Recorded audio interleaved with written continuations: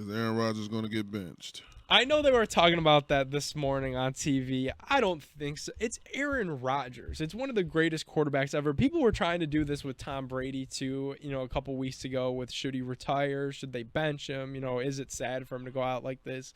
When you have Aaron Rodgers as your quarterback, I don't care if it's Aaron Rodgers 10 years ago. I don't care if it's Aaron Rodgers last week. I don't care if it's Aaron Rodgers 3 years from now.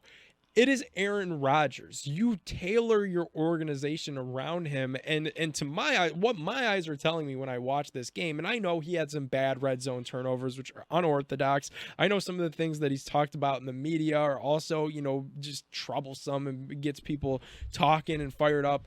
But that is one of the top 10, 15 greatest players at his position ever. You don't bench him. You can't. That's what they did for Favre, though. You know what I mean? That's on Green Bay. Yeah, that's it. But that's in Green Bay's mentality, though. You know what I'm saying? And it shows because, 2 years ago they drafted Love. You know what I mean? In the first round. I'm gonna stop. That could have been a wide receiver that he could have been thrown to now. Maybe Love, Devontae Adams wouldn't have left if they would have had that other wide receiver to take the heat off of him. Think about that. Jordan Love lost to Kent State in a bowl game. I just want that out. Whenever his name comes up, he lost to the Golden Flashes in a bowl game. I know he's shown flashes, no pun intended, in the NFL. I don't think he's that dude. I don't think he's Aaron Rodgers. I don't think he's Trey Lance. I think is better than him. I don't buy it. And I think when you have someone not in his prime anymore as Aaron Rodgers, but certainly has all the physical capabilities to make all the throws, you need to surround him with weapons. And we saw after that game, how many dudes left that building with an injury in a walking boot. Yeah. I mean, Aaron Jones left early. Allen Lazard has been banged up all year and is pretty much the only guy with a pulse in that receiving core. Christian Watson, the young rookie receiver that they took in the second round, still very early, but everybody's waiting for him to do anything in the league. And they got a bunch of cupcakes out there, or it's something with the medical staff can't keep these guys healthy. I mean, it seems to me that they or nutrition staff are surrounding Aaron Rodgers by these guys that aren't that good, and they could put on the front like, oh, okay, we drafted this guy in the second round. Oh, okay, we'll bring back Lazard, who you have chemistry with and who has been good before. He's been banged up too.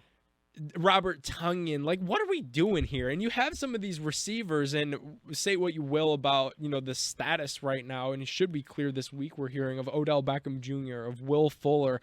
Some of these free agent wide receivers that we saw get signed this past offseason.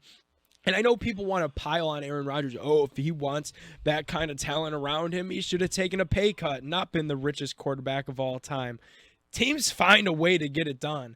I'm watching it with my own two eyes right now in Kansas City.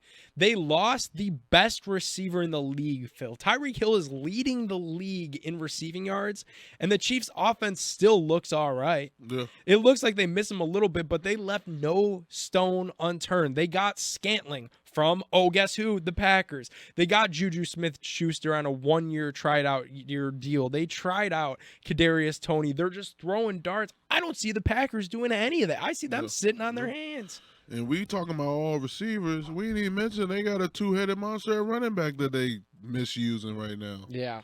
And now Jones is hurt. So who knows what's going to happen now. Yeah. I honestly feel bad for Aaron Rodgers, man. And that shows, man, that's the organization. Whoever making these draft picks or whatever, they need to go. You know what I'm saying? I might shoot. If it's Matt LaFleur, put him on there too as one of them coaches on the hot seat.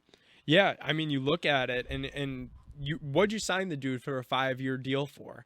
I mean, if you wanted to go full rebuild, you could have look at what the Browns gave up for Deshaun Watson, 3 first-round picks. You could have got that. The Broncos did the same thing for Russell Wilson. If you wanted to go full rebuild and the only person you were going to keep was Aaron Rodgers for ticket sales, and the rest of the team you were going to let suffer. I mean, they lost the defensive player. Rashawn Gary is out for the year now with a really bad injury. Yeah. It's weird what's going on with the Packers, and I can't put my finger on it. And I can't believe that some of the people out there are just going after Aaron Rodgers like he is the sole problem behind all of this. And I watched that game this week. He was not perfect. I mean, those red zone interceptions were horrible.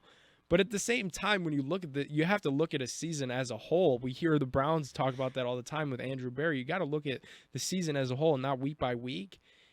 Man, and he ain't alone in suffering out there in some of these games. No.